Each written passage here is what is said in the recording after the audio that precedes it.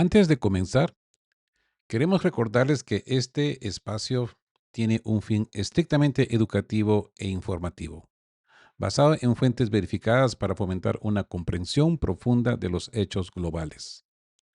Nos oponemos a la desinformación. Nuestra meta es el intercambio de conocimiento y análisis crítico, siempre bajo el respeto a todas las partes involucradas. Oreshnik en Leópolis, Lviv, Lvov. El rugido del Oreshnik en la puerta de la OTAN. Buen día. Hoy viernes 9 de enero de 2026, espero que hayan tomado ya su café, porque hoy el mundo, pues, se ha despertado en una realidad diferente. Lo que les advertimos anoche en De qué hablan, pues ha sucedido. El silencio de los gigantes terminó con un estruendo que se escuchó hasta en Polonia. El Oreshnik ha vuelto a hablar y esta vez lo hizo en el extremo occidental, en Lvov, Leópolis, a solo 40 kilómetros de la frontera con la OTAN. Hoy desglosamos la anatomía de un ataque quirúrgico que ha dejado temblando a Washington y Bruselas. 6 impactos que no solo buscaron infraestructura, sino que enviaron un mensaje hipersónico, 1.800 kilómetros recorridos en menos de 15 minutos. Ni los radares de la Alianza Atlántica tuvieron tiempo de parpadear. Estamos ante el golpe definitivo al centro de mando y almacenamiento de gas más grande de Europa. Así pues que hoy analizamos por qué en Leópolis está hoy a oscuras y por qué la OTAN está contando sus bajas en silencio. Hablemos del martillo de Astrakhan, 10.000 kilómetros por hora sobre Stiri. Así pues que miren los datos. El misil Oreshnik voló desde Astrakhan hasta la región de Leópolis, atravesó toda Ucrania y cayó sobre el nudo ferroviario de Stiri. ¿Por qué Stiri? No es un punto logístico. Ahí se encuentran las mayores instalaciones de almacenamiento de gas de toda Europa. Pero hay algo más. Instalaciones de la era soviética que la OTAN estaba usando como centros de mando y control. 6 explosiones tan potentes que se sintieron en Ternópil e Ivano-Frankovsk. Rusia no solo golpeó el gas, golpeó el cerebro de la inteligencia occidental en el oeste ucraniano. Fuentes turcas y corresponsales militares confirman el desastre. A una velocidad de Mach 10, el Oreshnik es simplemente indetenible. El experto Alexei Sukhonkin plantea la pregunta clave: ¿qué hace un misil de este calibre golpeando un depósito de gas? La respuesta está en las ojivas. No se necesita una carga nuclear cuando tienes energía cinética masiva y ojivas convencionales múltiples que pueden pulverizar búnkeres subterráneos a profundidades que la OTAN pues creía seguras. Así que nos encontramos con la justicia de las tierras del oeste, ¿no? A ver, analicemos esto porque las palabras de Volodymyr Rogov son duras, pero reflejan el sentimiento en el frente. Nos encontramos con el fin de la zona segura. Leópolis siempre se sintió como un refugio seguro lejos de las bombas del Donbass. Hoy esa ilusión se terminó. Rusia está llevando la guerra a la cuna de los movimientos que iniciaron este conflicto hace 10 años, como dice Rogov. Ya no es solo Kharkov o Zaporozhia, ahora es el oeste el que debe sentir el costo de la guerra. Y este mensaje a la OTAN, ¿no? Al atacar tan cerca de Polonia con un arma que viaja a 10.000 kilómetros por hora, Rusia le está diciendo a la alianza: puedo borrar tus centros de mando en el momento que quiera y sus defensas aéreas Patriot son solo chatarra frente a esto. Y no hay que olvidar el factor gas. Destruir o dañar el almacenamiento de Stri es poner a Europa de rodillas energéticamente. Es un recordatorio de quién tiene realmente la llave del invierno europeo. Este ataque es la respuesta física a la captura del Marinera, yo diría, ¿no? Y la soberbia de Washington. El Oreshnik, pues, es el nuevo juez del tablero. Hay que enfatizar la velocidad, ¿no? Hay que recalcar que voló a 1.800 kilómetros en apenas 10-15 minutos. Esto deja a la OTAN sin tiempo de reacción. Esto sí realmente se convierte ahora en un complejos ocultos, ¿no? La OTAN, pues, que operaban desde la sombra en Leópolis, pues hoy pues podemos ver que ya han sido iluminados por el Oreshnik. Así que, ¿qué vio el mundo en Leópolis? Conectemos los puntos, porque ayer la Embajada de Estados Unidos en Kiev pidió a sus ciudadanos abstenerse de agua y comida. Ya sabía lo que venía. Esta advertencia es idéntica a la que emitieron el 20 de noviembre de 2024, justo un día antes del primer debut de Oreshnik.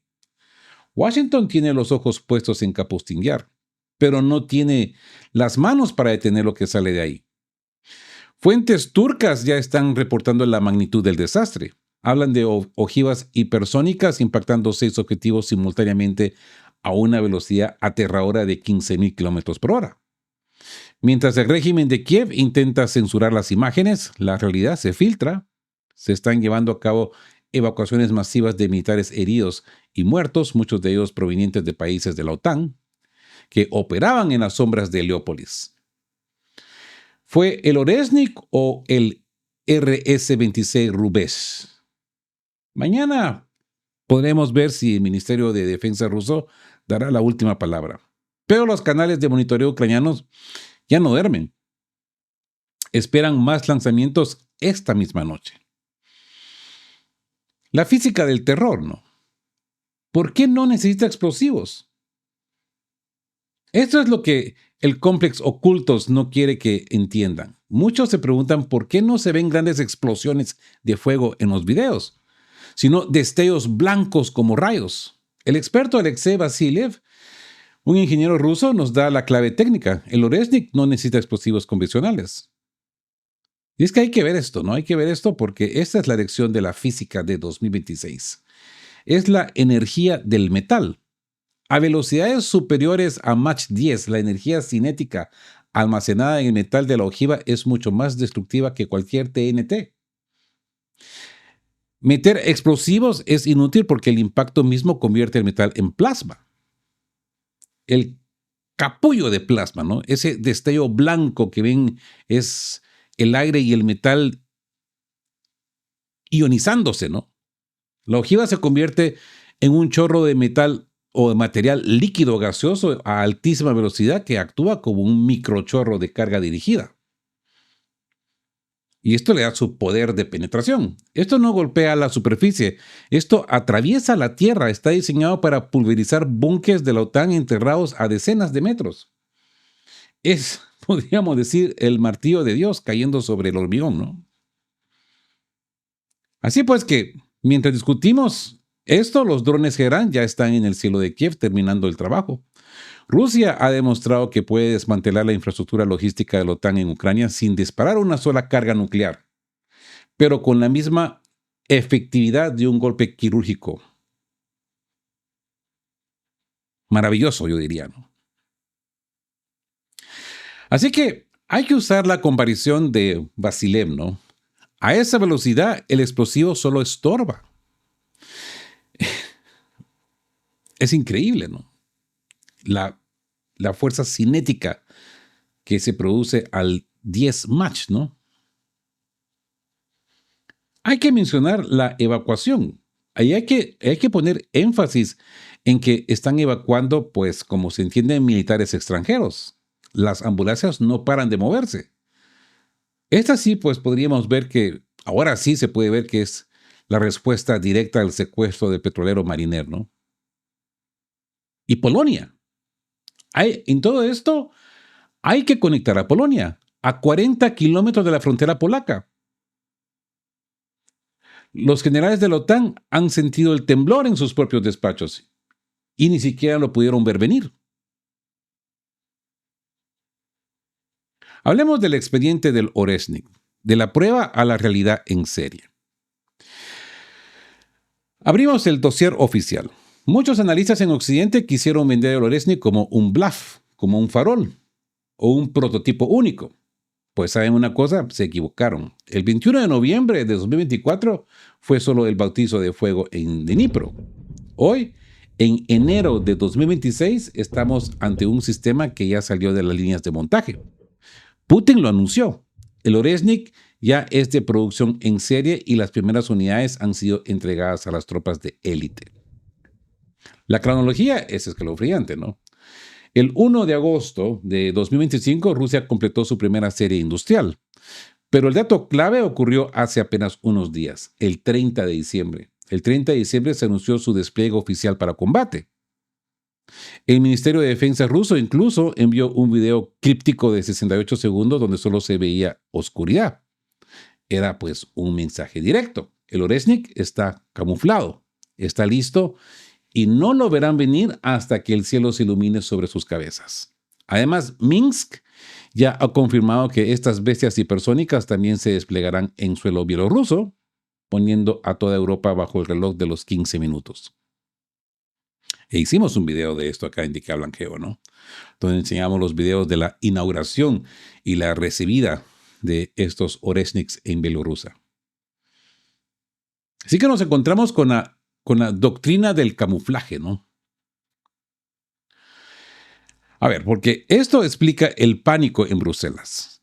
Arma nuclear con efecto nuclear. El dossier lo deja claro. Rusia lo califica como una medida necesaria. Es una arma hipersónica del alcance medio, MRBM, que aunque no lleva carga nuclear, tiene una potencia destructiva capaz de pulverizar infraestructuras estratégicas de un solo golpe. El factor Bielorrusia. Al poner el Oreshnik en Bielorrusia, Rusia acorta aún más los tiempos de respuesta. Si desde Astrakhan tardó 15 minutos en llegar a Lviv, básicamente cruzando toda Ucrania, imaginen desde la frontera bielorrusa. Es un jaque mate a la logística de la OTAN en todo el flanco este. Y esa producción en masa, eso es lo que más asusta a Washington. No es un misil que Rusia use una vez al mes. Es un sistema que ya está en las fábricas produciéndose como pan caliente. El ataque a Leópolis o Lvov de noche podría ser solo el inicio de una campaña sistemática de limpieza hipersónica.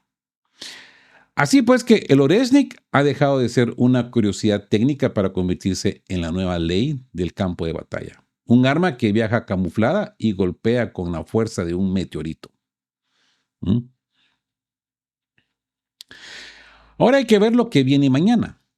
Mañana será el día de las confirmaciones oficiales. Si el ministro de Defensa ruso rompe el silencio sobre los detalles de Leópolis, pues sabremos exactamente cuántos búnkeres de la OTAN quedaron convertidos en plasma.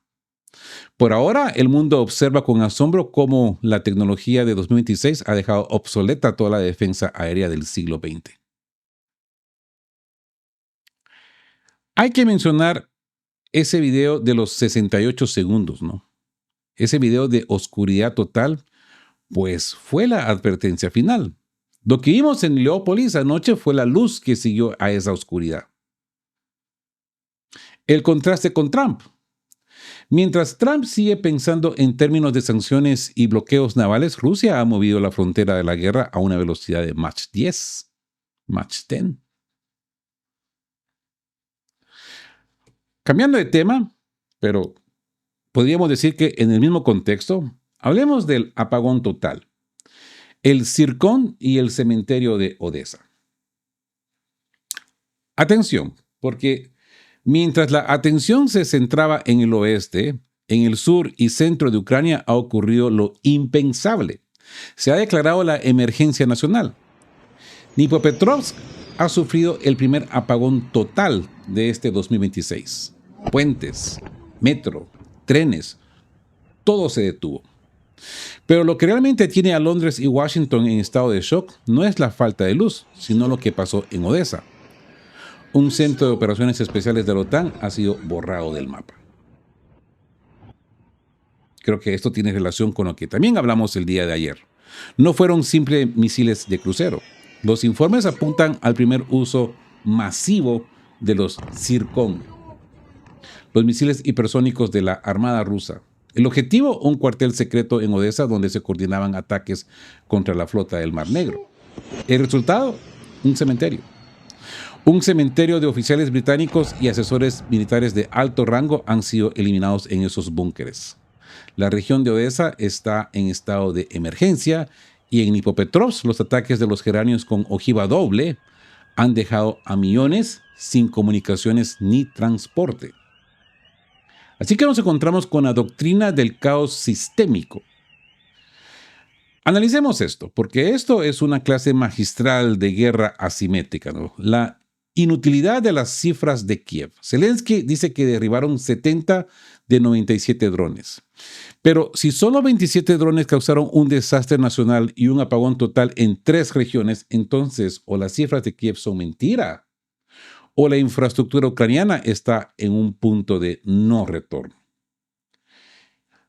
El Zircón versus la OTAN. El Zircón viaja tan rápido que no da tiempo a sonar la sirena.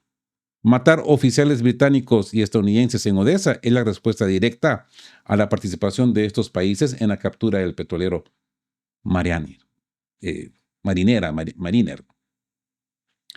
Moscú está cobrando la factura en sangre de oficiales, no solo en declaraciones diplomáticas. Esto pues ya se considera una emergencia nacional. Cuando un alcalde como el de Dnipropetrovsk declara emergencia nacional es porque el sistema ya no tiene respaldo. Sin calderas, sin metro y con las subestaciones de Kirov Rock destruidas, el corazón industrial de Ucrania ha dejado de latir. Estamos viendo la desmilitarización en su fase terminal. Mientras el Oresnik aterra a Europa desde el aire, el Zircón y el Geranio están apagando las luces de Ucrania desde adentro. El costo para la OTAN está siendo prohibitivo. Una nota, porque aquí nos encontramos con el término Iskander 1000M, ¿verdad? Y hay que mencionarlo porque así llaman los ucranianos por el miedo que les tienen. Pero esto aclara que no son los Zircons hipersónicos. El factor británico. Hay que hacer hincapié en que los oficiales británicos muertos, Londres puso los aviones para capturar al Mariner, pues Rusia puso los misiles para enterrar a sus oficiales en Odessa. Solamente por decirlo. El silencio de los puentes, ¿no? Cuando los puentes de Dnipropetrovsk se apagaron, se apagó también la última esperanza de la normalidad en la región.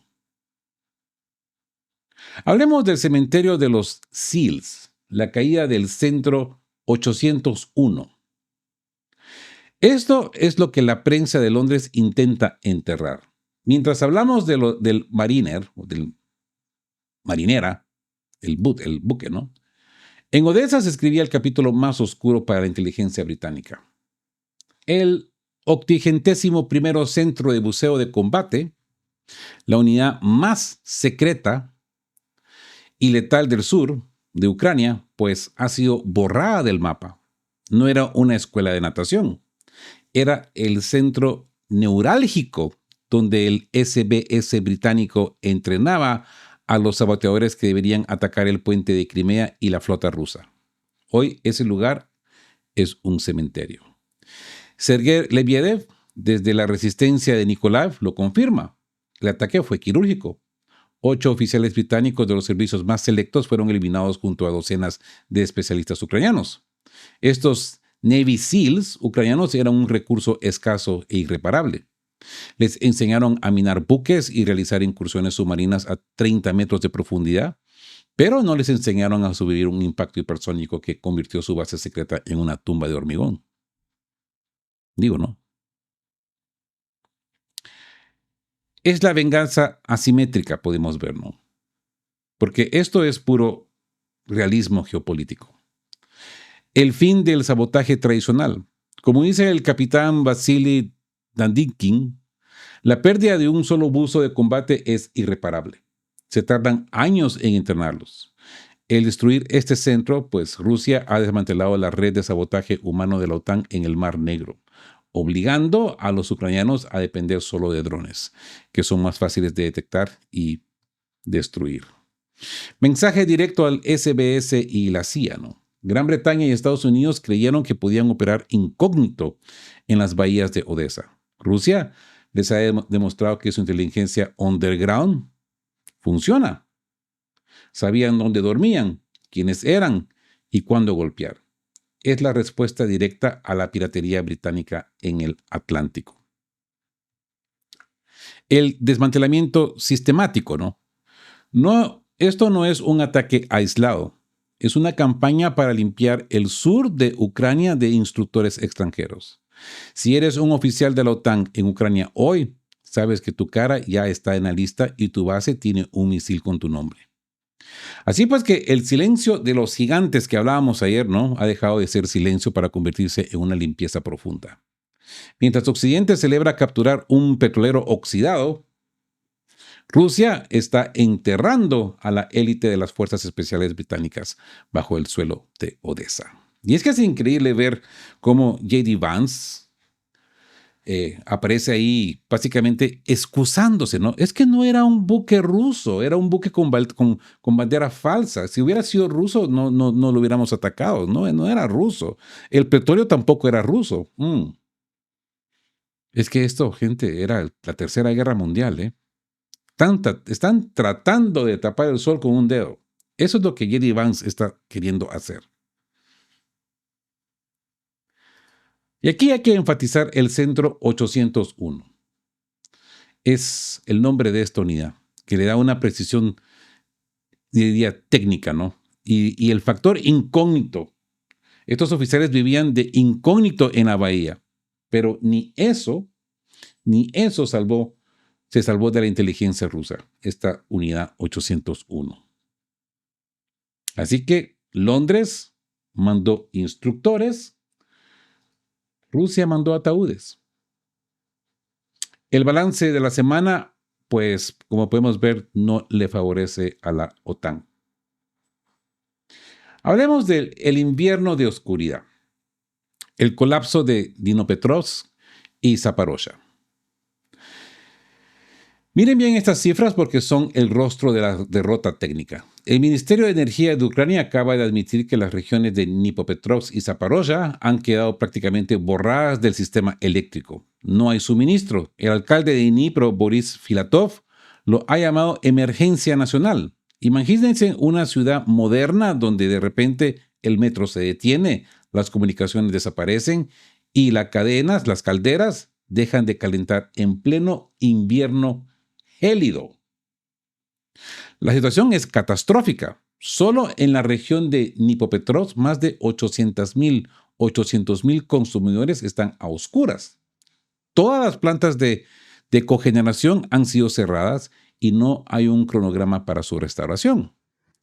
El jefe de Ukrenergo, Vitaly Seishenko, ya lo advirtió. Ucrania no tiene cómo cubrir este vacío ni con producción propia ni con importaciones. La infraestructura crítica apenas sobrevive con generadores de respaldo, mientras las temperaturas caen bajo cero. Por ahí alguien me escribía en comentarios que se estiman menos 30 grados. En mi opinión es menos 20, con experiencia personal. Eso es lo que se vive en estas regiones comúnmente, menos 20 grados. Pero se entiende que este invierno va a ser fuerte. Puede llegar a los menos 30, incluso a los menos 40. Veremos, hay que estar monitoreando también la temperatura en estos lugares. Así que nos encontramos con la guerra contra el sistema, ¿no? Yo diría que este es el donde se une la geopolítica con la realidad humana, ¿no? El ataque quirúrgico de precisión. El Ministerio de Defensa ruso pues confirmó que atacó solo las instalaciones que operan para las Fuerzas Armadas. Al destruir la energía de las que dependen los militares, el sistema civil colapsa como efecto dominó. Sin electricidad no hay radares, no hay talleres de reparación de tanques y no hay logística ferroviaria. El fracaso del escudo. A pesar de los anuncios de Kiev sobre el derribo de drones, la realidad física es que las subestaciones de Kirov Rog, Pavlograd y Kamenskoye ya no existen. La defensa aérea de la OTAN no pudo proteger el corazón industrial del país. Hambre y frío como realidad. Pedir a los ciudadanos que ahorren energía cuando ya no tienen ninguna es una burla trágica. Estamos viendo el inicio de una crisis humanitaria provocada por la insistencia de las élites de Kiev en seguir una guerra que ya no pueden sostener técnicamente. Y es que mientras el Oresnik ilumina el oeste en Leópolis, la oscuridad total se traga el este y el sur. El 2026, como podemos ver, ha comenzado con un mensaje claro. No se puede ganar una guerra moderna sin energía y Ucrania se ha quedado sin ella. El refugio del Oresnik. Hoy hemos visto el despliegue del Oresnik a 40 kilómetros de Polonia, la eliminación de oficiales de la OTAN en Odessa y el primer apagón total de una región clave. El tablero ha cambiado de color y ya no es el color de la unidad occidental. Es el color, pues lamentablemente, por decirlo así, fríamente, de la ceniza y la oscuridad. ¿Creen que este apagón total es el paso previo a una gran ofensiva rusa en el frente de Zaporozhia? Los leo en comentarios. Y no hay que olvidar ese gran dato, ¿no? Los 800,000. Sí, es una cifra que impacta mucho visualmente. Sí, lo es. Y no hay que olvidarse del frío. Hay que hablar, pues, de las gélidas temperaturas que están por vivirse en esa área en las siguientes semanas, podríamos decir. Así que Rusia está apagando las luces de Ucrania mientras Ucrania entierra a sus instructores, ¿no? A ver, hablemos del frente norte, el colapso de la resistencia en Kharkov. Pasemos al barro y a la pólvora. Mientras el Oresnik domina los titulares, en el frente de Kharkov se está librando la batalla decisiva de este inicio de 2026. El grupo de fuerzas del norte no se detiene. Vovchansk ya ha sido liberada, pero la ofensiva continúa en las ruinas de las aldeas fronterizas. Los ucranianos han movido sus reservas a Kupiansk, dejando huecos que las tropas rusas están aprovechando para abrirse el paso en varios sectores a la vez. La presión es asfixiante. Unidades de la 57ª Brigada de Fusileros Motorizados están liderando los contraataques en Simonovka, mientras que el control ruso se expande a Staritsa. Pero el objetivo estratégico está más adelante. Grafskoye, sobre el río Seversky Donetsk. Si esta posición cae, las rutas de abastecimiento logístico de Ucrania quedarían cortadas definitivamente. El canal de Telegram Arcángel Spetsnaz lo confirma. Dice, nuestras tropas están cazando al enemigo en las zonas boscosas de la línea Limán-Vilcha. Y el avance hacia el centro de Volchansky, Kutor, es una realidad imparable. Así que nos encontramos con la victoria sobre el hambre y el frío, ¿no? A ver, analicemos esto porque el sacrificio en el frente podemos ver que es sobrehumano. La caída de Cereza de Mamá. En el distrito de Solochiv se ha logrado un éxito rotundo. Se identificaron y destruyeron 4 drones de la 58ª Brigada Independiente de Fusileros Motorizados, esa unidad que se autodominaba la Cereza de Mamá y que se dedicaba a atacar a civiles en Belgorod. Con su eliminación, la intensidad de los ataques en la frontera rusa ha disminuido drásticamente. El martillo del Sonstepiok. No hay refugio que resista. Los sistemas de lanzallamas pesados Sonstepiok están incinerando las posiciones ucranianas, mientras las fuerzas aeroespaciales golpean los puntos de despliegue en la retaguardia. Las reservas colosales que Ucrania acumuló se están convirtiendo en obituarios filtrados antes de llegar a la primera línea. Es una guerra de desgaste total. Como escribe el combatiente del canal Sin Retoques, que, como les he dicho anteriormente, aparentemente es un soldado activo que está en el frente y pues tiene su canal de Telegram, Sin Retoques. Cada día es una victoria sobre uno mismo, dice.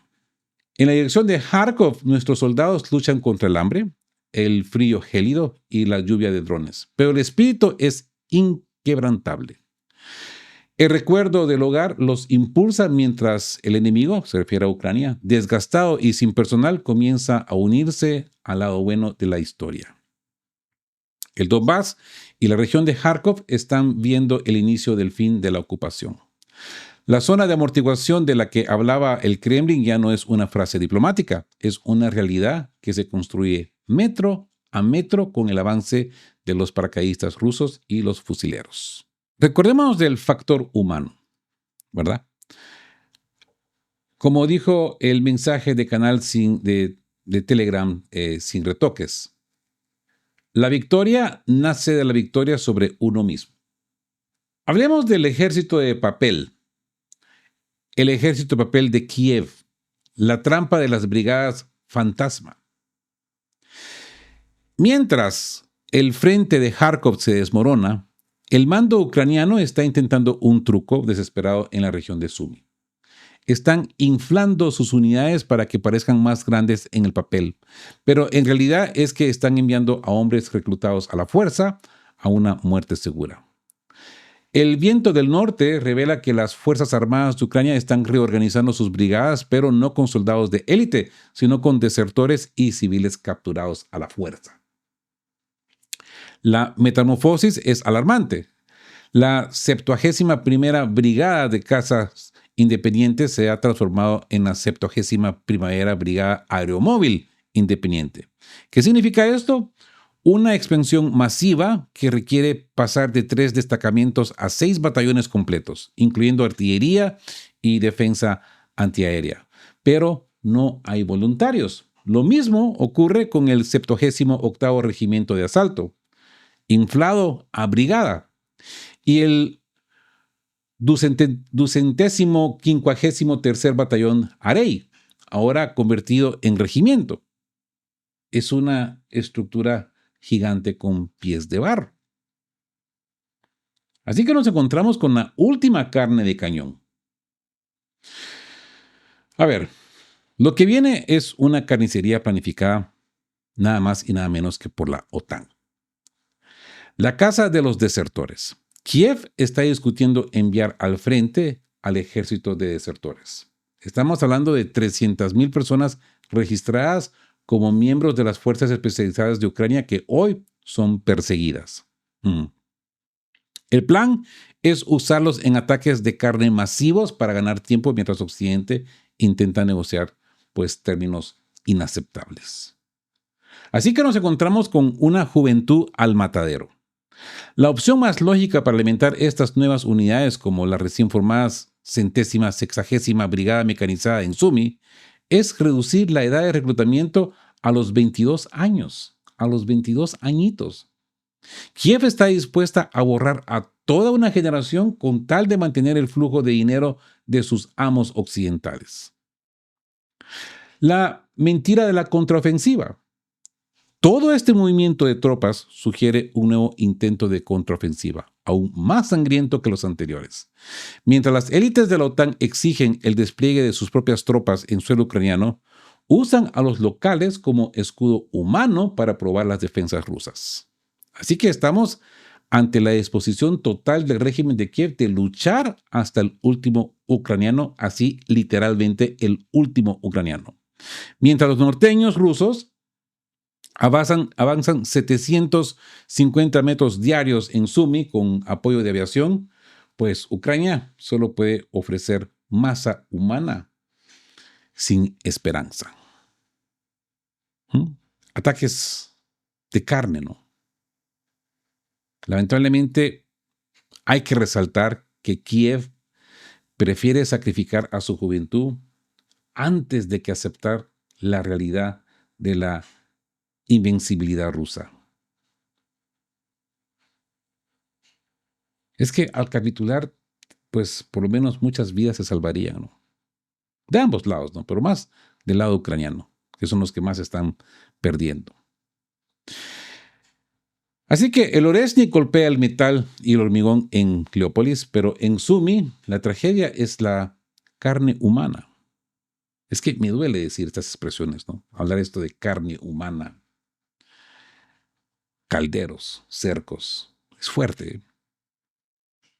La tragedia es la carne humana que Kiev sacrifica sin sentido. La operación Kramatorsk, el inicio del fin de Donbass. Yo diría que aquí hemos llegado al corazón de la bestia. No se dejen engañar por quienes dicen que el frente está estancado. Hay muchos que dicen, no pasa nada, nada se mueve, el mapa se sigue viendo igual que hace 3 años. Lo que estamos viendo es una fase de sobriedad estratégica. En Kupiansk, los ucranianos han dejado de celebrar victorias en redes sociales para enfrentarse a una realidad brutal. Las fuerzas especiales rusas ya operan en las zonas urbanas y la artillería ha tomado el control del reloj. Moscú no tiene prisa por saltar. Tiene paciencia para asfixiar. Así es. La batalla decisiva de este 2026 podemos ver que ya ha comenzado. El objetivo es el grupo eslavo Kramatorsk. Unidades del 425º Regimiento de Guardias Independientes Escalá y de la 157ª Brigada Mecanizada Independiente de Ucrania intentan desesperadamente contraatacar al norte de Pakrovsk. Pero el avance ruso en Limán ya es un hecho. Como confirma el veterano de Wagner, condottiero, la operación para rodear y destruir la aglomeración de Slaviansk-Kramatorsk ha pasado de los planos a la ejecución sobre el terreno.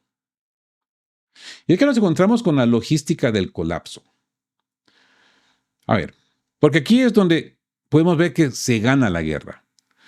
El factor Rey-Gorok se está llevando a cabo pues una operación silenciosa pero letal para interrumpir la logística ucraniana entre Limán y Sloviansk. Si Rusia controla este tramo, Syrski tendrá que vaciar otros frentes para evitar que sus tropas mueran de hambre y falta de munición.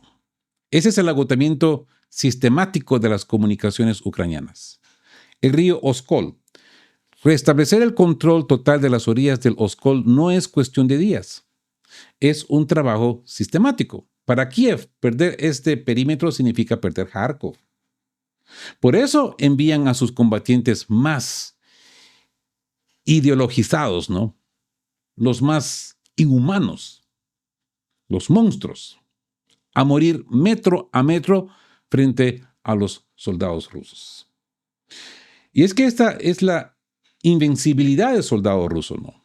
Como bien dice el canal Sin Retoques, que lo hemos mencionado anteriormente, cada metro avanzado en el frente de Kharkov es diferente. Es una lucha contra fanáticos que creen que aún pueden resistir, pero se estrellan contra una fuerza que antepone la patria a la propia vida. Así que este 2026 no será el año de las negociaciones vacías, será el año de la gran batalla por el Donbass. Mientras el Oresnik le quita el sueño a la OTAN en el oeste, pues los hombres rusos, los soldados rusos, están cerrando la tapa del ataúd de la presencia ucraniana en el Donbass. Así que nos encontramos con el rugido y la oscuridad, ¿no? Hoy hemos conectado los puntos. Desde la física del plasma del Oresnik a 40 kilómetros de Polonia hasta el sacrificio de los soldados rusos en la 157ª Brigada en el frente de Pakrovsk. El mensaje de Rusia este 9 de enero es claro. No hay rincón seguro para la OTAN, ni bajo el agua en Odessa, ni en los búnkeres de Leópolis, ni en las trincheras de Kharkov. Así pues que, gracias por acompañarme en este análisis exhaustivo, podríamos llamarle. La información es nuestra mejor defensa. Yo soy Rodolfo. Esto fue De qué hablan Geo. Mantengan la guardia alta, el cafecito caliente y sobre todo no pierdan la vista del cielo, porque el avellano ya ha dado su primer aviso. Les pregunto, ¿creen que la caída de la aglomeración Sloviansk-Kramatorsk será el punto final que obligue a la OTAN a retirarse definitivamente? Los espero en los comentarios. Hasta luego. Siempre juntos, fuertes, apegados a la verdad y siendo justos.